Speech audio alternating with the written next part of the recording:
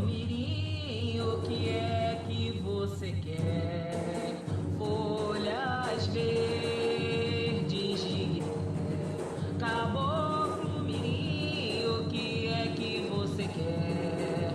Folhas verdes de zum, zum, zum, aruê.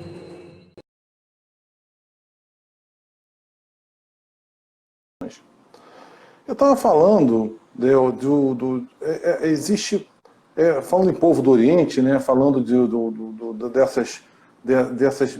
desses mitos, os povos da antiguidade sempre falaram desses seres que alcançam a iluminação e simbolizada pela chama, pelo fogo, que alcançam a iluminação e retornam com essa chama, com esse fogo para a humanidade, o fogo do progresso, da espiritualidade. Isso é descrito em várias mitologias. Eu vou citar algumas aqui porque acho muito interessante, porque nós vamos chegar lá no São João Batista. Lá na filosofia védica, né, lá na Índia antiga, nós temos uma deidade, um deus Agni, que curiosamente a gente vê a imagem, achei muito curioso quando eu vi isso, porque a deidade Agni tem 2 machados, um em cada mão, e está montado sobre um cordeiro em algumas imagens, sobre uma cabra em outras imagens, mas me lembra muito um misto de Xangô com São João Batista, que tem o seu cordeirinho do lado. Achei muito curioso a imagem. É o deus do fogo da filosofia védica.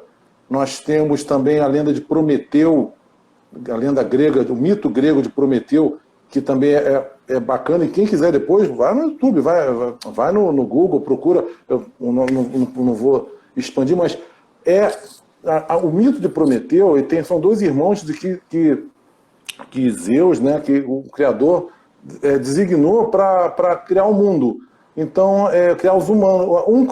O irmão dele, Epimeteu, criou os animais, os bichos, tudo mais, e Prometeu ficou de criar os homens, moldar os homens no barro, lá formar os homens. É a mitologia da formação do mundo.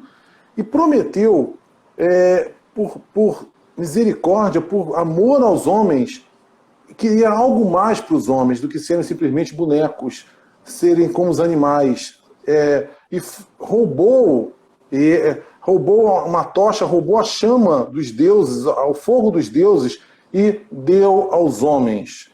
É a luz de novo, inclusive, né? É tudo muita figura que vem do alto, é a luz que vem do alto trazendo para cá. Inclusive, esse mito de Prometeu acabou se tornando a tocha olímpica que nós conhecemos hoje, vem do mito de Prometeu, carregar essa mensagem que se carrega a tocha olímpica até os dias de hoje. Outro mito interessante, outra figura interessante é Zoroastro, que também, quando você vai estudar quem era Zoroastro também foi um profeta que lá naquela região do Irã, não existia Irã ainda, Pérsia, e ele subiu a montanha, ele encontrou a iluminação, ele expandiu a consciência e voltou até o seu povo e trouxe um culto onde não há templos, não há onde o símbolo do divino é simplesmente uma chama acesa, uma fogueira acesa em todos os locais de oração. Assim, o zoroastrismo ora para o fogo que foi trazido por Zoroastro do seu deus Hormuz. O outro figura clássica que a gente estuda no mundo ocidental é a história mitológica, simbólica de Moisés, que sobe, já citei aqui, sobe ao Monte Sinai, vai conversar com Deus, e Deus se apresenta para ele através da sarça ardente, né? Uma planta, uma árvore em chamas, que passa para ele o que ele tinha de saber, vislumbra para ele a divindade, escreve, dita para ele os 10 mandamentos, da qual ele vai descer e vai levar até os simples, até o seu povo, a orientação divina até o seu povo. E outra coisa curiosa que eu descobri esses dias estudando isso é que na tradição hebraica foi exatamente nesse período de João Batista. Moisés desceu o Monte Sinai por volta do dia 17 de junho. Então é nesse período mesmo que nós vibramos para Xangô, que também tem o registro da tradição hebraica da descida de Moisés do Monte Sinai, comemorado. Não, porque em paralelo eu estava procurando aqui, mas eu não encontrei rápido. Eu estava pensando se tem alguma mitologia, tipo essas que você está trazendo, alguma, enfim, parábola e tal, exatamente africana, né, que traga também alguma visão dessa. Assim, eu vi algumas coisas aqui, mas como eu não conheço agora especificamente para falar, eu prefiro não falar de orelhada, mas só para saber como de repente você fez essa pesquisa essa semana. Eu não, porque por causa que como lá Xangô e Xangô Caô estão juntos, Xangô é uma força só. Não, estou falando de Xangô, não, estou falando. Sim, do fogo. O fogo. Eu estava aqui fazendo a edição dos vídeos e não resisti a dar um pitaco. Ali ao vivo eu não consegui lembrar de uma coisa que para mim agora parece óbvia. Xangô, o Xangô clássico, é o Zeus grego, é Júpiter, é o Júpiter africano, o Senhor dos Raios, é o soberano Senhor dos Raios. Esse é Xangô, o Xangô clássico. E o que são os raios? Os raios são exatamente o fogo nos céus.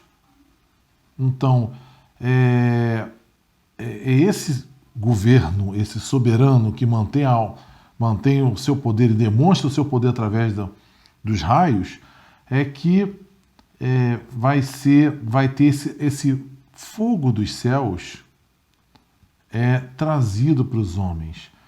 Então, esse fogo dos céus que Xangô Caô vem trazer, e esses personagens que eu estou mencionando aqui no vídeo, vêm trazer dos deuses para nossas cabeças. Uma faísca de um raio luminoso. É isso. Vamos continuar assistindo. Você tem alguma sacada, Sérgio, do porquê que será que ele utilizou? Aí porquê que será, muito será mesmo. Por que ele usou o termo Xangô Caô para substituir o termo Oriente?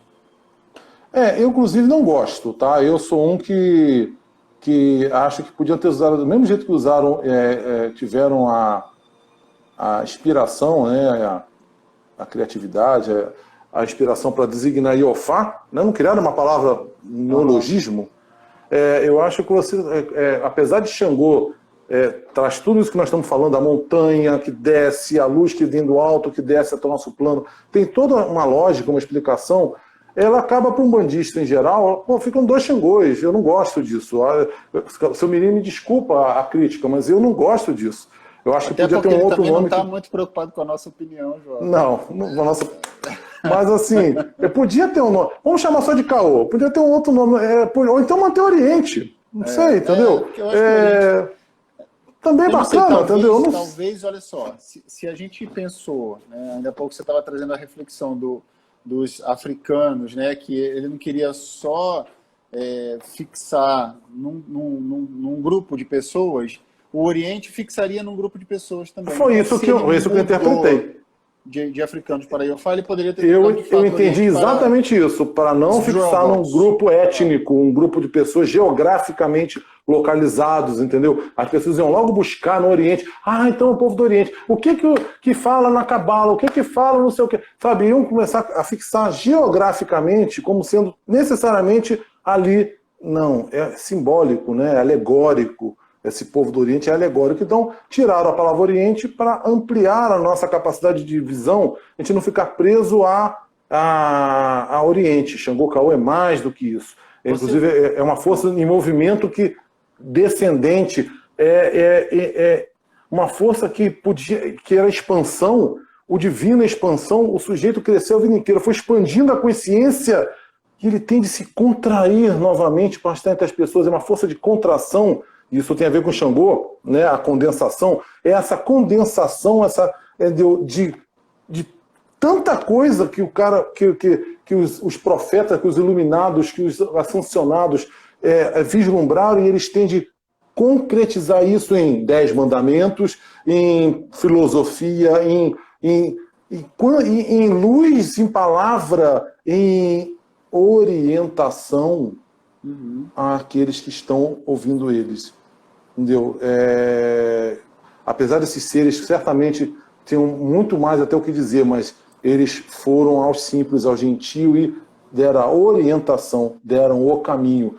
É a caverna de Platão, eles conheceram o caminho, sabem o caminho da vida, da liberdade espiritual e vieram. É a síntese do verdadeiro sacerdote. Nós vamos chegar lá. Só, aí assim, eu também tenho uma opinião sobre isso. Voltando aqui rapidamente, só porque eu acho que isso tem a ver com o que a gente está falando, só para elaborar o assunto, né?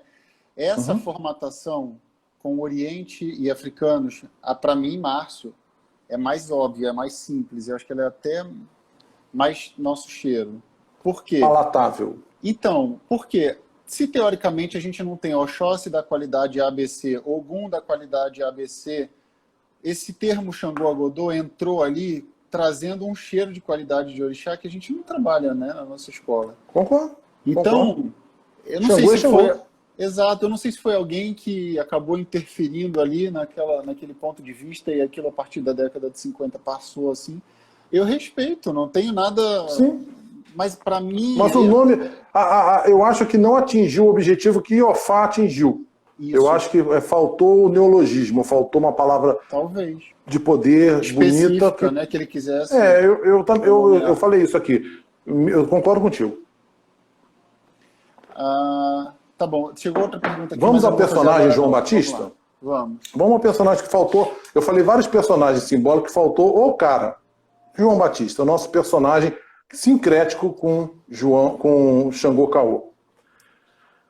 João Batista, né, foi filho de um sacerdote, Zacarias, filho de Zacarias, um sacerdote na cidade lá da Judéia. Ele é uma criança que cresceu sobre uma família de um sacerdote, sob rígidas leis de Deus, de moral, entendeu?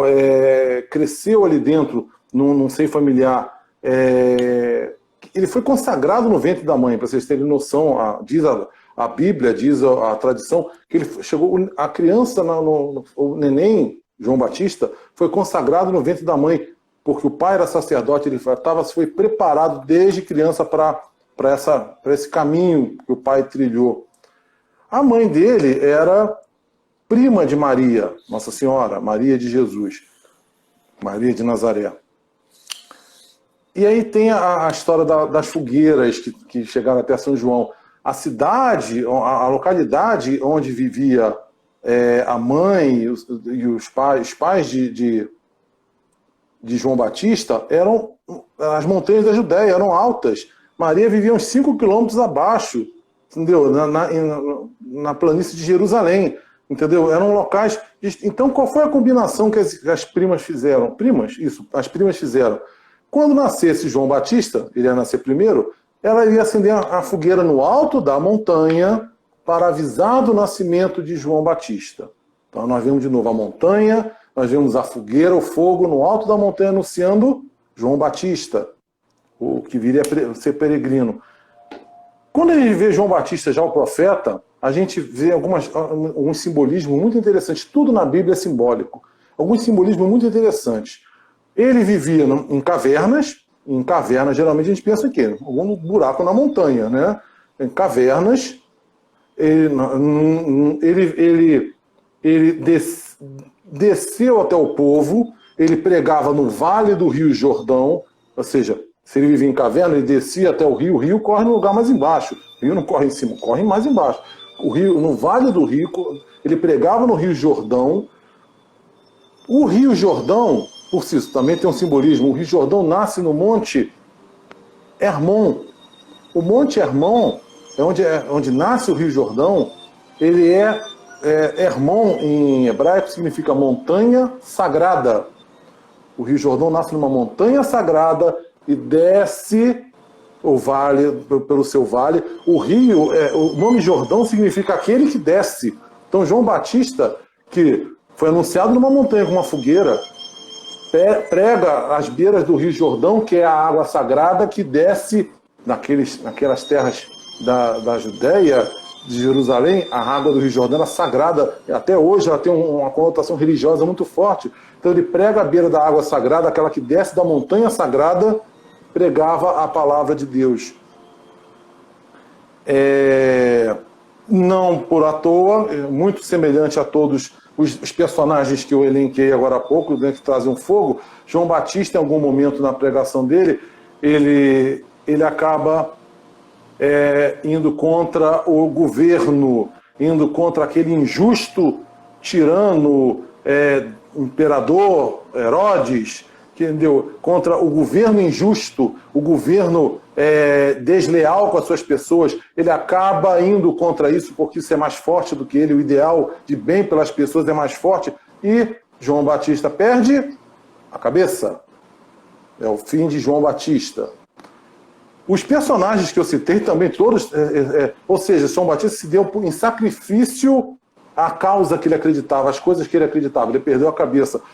Outro amigo nosso teve uma coroa de espinhos sobre a cabeça, não uma coroa de ouro, uma coroa de espinhos no seu sacrifício, também em prol da humanidade. É outro simbolismo também ligado a esse ideal, essa vibração que envolve esse raio de Xangô Caô. Sabe o que eu tô O falando para pensar aqui? sacrifício Olha está só. muito relacionado a isso. Há quanto tempo existe essa raça humana da qual a gente faz parte e a gente ainda não... Não, manda um E profeta, ainda não manda rolou.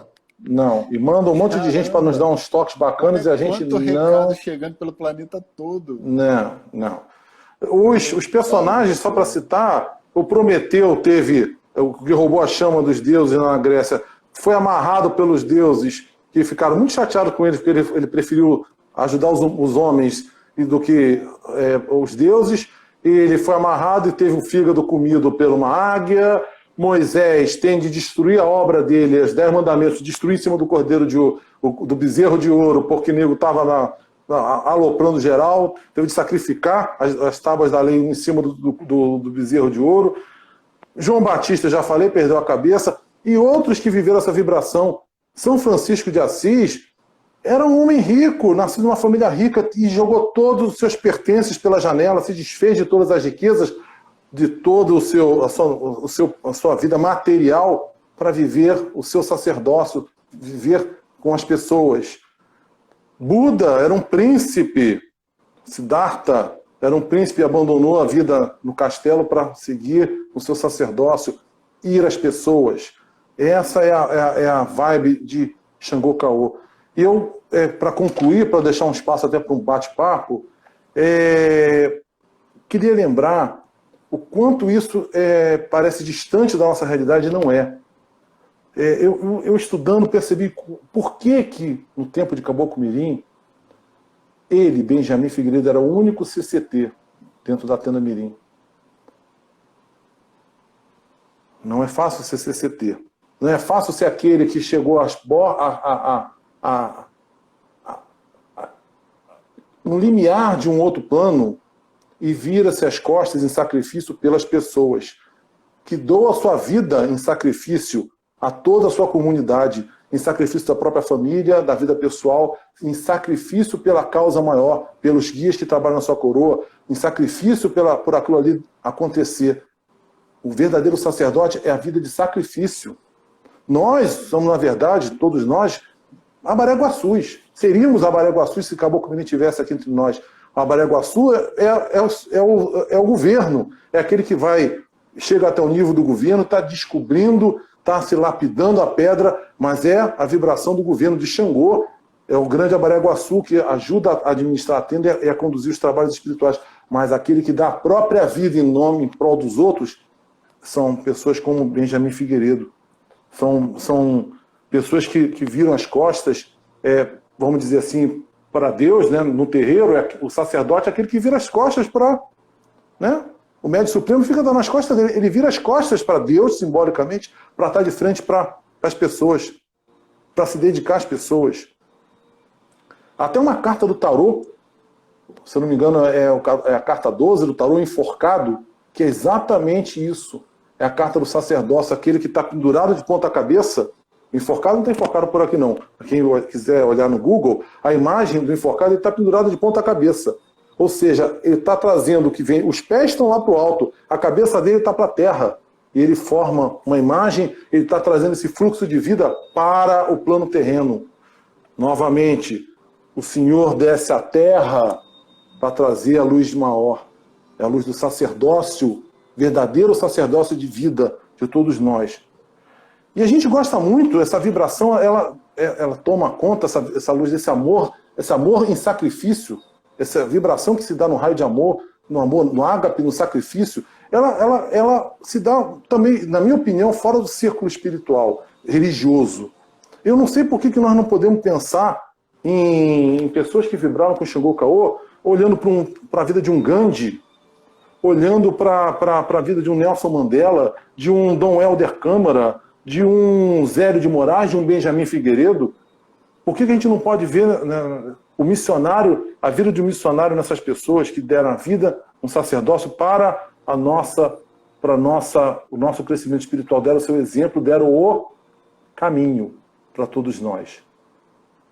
Essa é a reflexão que eu fiz nesses últimos dias, dessa vibração de Xangô Caô, que é muita coisa, é uma lição de vida, e para todos nós, pequenos, ainda é muito a orientação, mas nós ainda estamos vibrando nisso ainda de maneira muito homeopática, vamos dizer assim, porque viver isso na plenitude é punk. Sem fugir muito do tema, só acrescentando um ponto de vista meu aí a partir dessa definição de CCT que você deu, né? Assim, eu acho que a gente é bem distante mesmo disso, eu confesso, e a gente é muito desafiado, eu acho, pela matéria, né? Porque assim, a gente tem preguiça, aí tem sol. É o lapidar a pedra. Quer seguir porque você quer ficar curtindo uma praia, porque, sei lá, qualquer coisa, né? Então, acho que isso é um desafio, sim. Agora, eu acho que eu não conheço, Márcio, um exemplo tão forte, assim, de abnegação, eu Nossa geração, Márcio. Porque... não, por isso eu estou falando naqueles, eu não conheço. Nossa geração, eu estou me incluindo. Porque eu conheci um Seu Chaguinhas. Quem foi da Tanda Mirim conheceu o Seu Chaguinhas, um homem que deu a vida. Fala-se muito de Benjamin Figueiredo, esquece um pouco das pessoas que estavam ao lado dele. Ninguém faz nada sozinho, né? Ninguém faz nada sozinho. Seu Chaguinhas, quem conheceu o médium do caboclo Tubiriçá, uma vida de sacerdócio, literalmente. Ele viveu uma vida de padre, literalmente, uma vida de sacerdócio dedicado à sua mediunidade, ao seu Tubiriçá, à sua filial, que foi fundada, foi a primeira filial. Era um homem santo, gente. Um homem santo entre nós. Fundou a primeira filial da Tenda Espírita Mirim. Entendeu? Para citar um exemplo, porque assim, tem muitos de pessoas, homens daquele tempo, e é o que eu falo, é a sabedoria da vida. Não é. Seu Chaguinhas não era doutor em letras, não era um sábio dos livros, era a sabedoria de vida. Então isso sirva de estímulo a todos nós. O estudo, nós contemporâneos, nós somos muito chegados ao estudo, à tecnologia, à facilidade da informação, e nós precisamos, para poder, às vezes, até viver, a gente precisa acreditar, acho que era Queimados ou Morro Agudo, não lembro, a Beth... Queimados que é a primeira. Acho que é Queimados? Então é Queimados, isso, Queimados é a primeira. Isso, Queimados. A gente precisa do estudo, muitas vezes, para abrir o coração, a gente precisa, a mente precisa dizer, ok, isso vale, para se dar um carimbo para a gente deixar passar. Eu funciono assim, às vezes eu tenho dificuldade de simplesmente... Eu já citei aqui, da oração, né? Que quando eu comecei o meu comando na Luz de Aruanda, eu queria mudar a oração, e teve a espiritualidade dizer, presta atenção. Isso, entre outras coisas, a gente tende a racionalizar as coisas, e a sabedoria de Xangô Caô, ela é intuitiva. Ela vem de um plano maior, vem da vida que você disponibilizou, da vida que você levou, da sua ascendência moral, vibratória, espiritual, para você chegar a subir a montanha. Porque subir a montanha não é fazer o caminho de Santiago, subir a montanha não é pegar um cajado e sair andando por aí. Não é físico, né? Subir a sua montanha, né? Chegar ao alto. Tem Você estava falando disso do não ser o físico, né? Não adianta você ir pela rua A, pela rua B, porque não é literal Sim. isso. Aí eu queria aproveitar que para a gente, antes das perguntas, pedir licença para publicar isso aqui, ó, uma definiçãozinha que eu peguei. Na verdade, é uma escrita minha a partir de um recorte do seu Benjamin, só que está numa linguagem um pouco mais coesa, que fala que Xangô Caô é a fonte de inspiração para o aprimoramento de cada espírito, não buscando o céu material, mas a grandeza da vida espiritual, que será aproveitada para a formação de novos mundos. Olha só, onde haverá perfeição espiritual e a vida continua sabiamente. Tipo assim, Ótimo. ignorantes, né? Se mantenham aí Muito ainda lindo. cientes de que vocês ainda não são sábios a esse ponto, para dar continuidade Não. sabiamente, né, para a vida. Muito lindo, muito propício a sua colocação. Imagina os seres que trabalham nessa vibe, que trazem para a gente as orientações, né? E tá aí, ó, a grandeza da vida espiritual. A inspiração para a gente se aprimorar, cada um de nós, para a gente alcançar a grandeza espiritual e talvez sair desse orbe terrestre aqui para planos de existência mais superiores. É a linha dos Morubixabas, a verdadeira linha dos Morubixabas, você sabia? Porque o Morubixaba é aquele que se posiciona no leste, entendeu? Os pontos, você vê o seu mirim, que vem do Oriente, os seres de luz, independente se a Curimba fala Oriente ou não, aquele que se posiciona lá na frente e que vem trazer a mensagem divina para a sua comunidade, está na vibração de Xangô Caô. É a vibração dos Morubixabas, muito mais do que das pessoas, dos humanos que estão ali, é a vibração desses seres de luz que são missionários do Cristo entre nós. Vamos às perguntas, Serjovski. Vamos, manda, se eu puder ajudar. Cabe mente inferior e superior? Mental inferior e superior? É mental superior. Xangô Caô é mental superior. Xangô, forma bem, eu vou tentar poder dar bastante tempo. A gente está com meia hora já, tá? Tá. Passou batido. O mental inferior é o nível das nossas emoções. As emoções não são no coração, né? Ninguém pensa com o coração, a gente pensa com o nosso cérebro profano, o nosso cérebro mundano. Então o mental inferior é onde estão nossas emoções mais básicas, entendeu? E sim, a vibração de Xangô Caô é exatamente, pode-se dizer assim, o mental superior.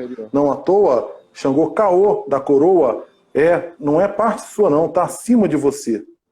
Essa luz que está acima. A coroa, inclusive, é uma coisa que é colocada sobre sua cabeça, não faz parte de você. Então é algo que vem de cima, acrescenta. Então Xangô Caô é esse mental superior, o mental divino, o mental da sabedoria que vem de um arquivo que nem é seu. Tem muito a ver com intuição, tem muito a ver com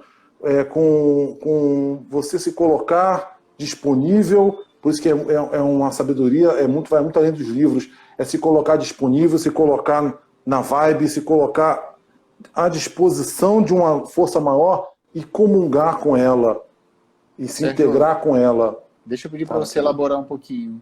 Você falou pra gente na primeira live que Xangô Caô é o Xangô sem coroa, e você usou o termo coroa agora, só para não criar confusão. Tá, não, a coroa que eu quis dizer é a coroa, o chakra da coroa, né, que eu quis dizer, na verdade. Não é a coroa simbólica, né? É a coroa simbólica, é a luz que vem de cima, entendeu? Eu falei sem coroa por causa dos reis. A coroa que eu estava citando na primeira live era a coroa física, a coroa de ouro, a coroa dos reis. Todo rei, o rei de Oiá, o rei Xangô, tem a sua coroa. A coroa que o mundo precisa ver. A autoridade só é respeitada porque nós vemos o poder da autoridade. A coroa é a representação física da autoridade do rei. Então, se o rei tirar a coroa, botar em madrugação e andar pela rua, tá achando que não reconheceu o rei. Então, o rei, ele tem de ter a coroa outorga a autoridade. Do governo, do juiz, são vários símbolos, como nós temos no mundo ocidental, da autoridade.